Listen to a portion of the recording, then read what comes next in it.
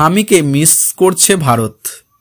সেঞ্চুরিয়ানে দুই দলের পেসাররাই বাড়তি সুবিধা পাচ্ছেন। বাড়তি বাউন্সের সঙ্গে সুইমিং সব মিলিয়ে পেসারদের স্বর্গ হয়ে উঠেছেন সেঞ্চুরিয়ার।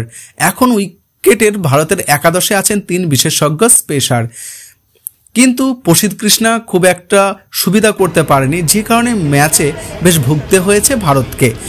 এই টেস্টে ভারতের সবচেয়ে বেশি মিস করেছে মোহাম্মদ সামিকে, এমনটাই ধারণা দীনেশ কার্তিকের।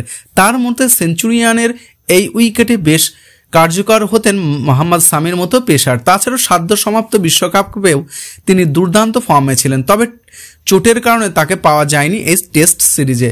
কার্তিক বলেন, এই মানুষটা বোলার হিসেবে নিজেকে অন্য উচ্চতায় নিয়ে গেছে। সে বোলারদের নেতা বটে, জাসপ্রীত বুমরার পাশে সে একজনই। এই ধরনের উইকেট আপনি তার অপরাইট সিম অনুমান করতে পারেন।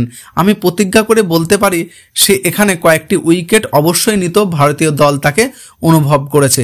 প্রথম ইনিংসে 245 রান করেছিল ভারত, যেখানে দাপট ছিল প্রোটিয়ার পেসারদের।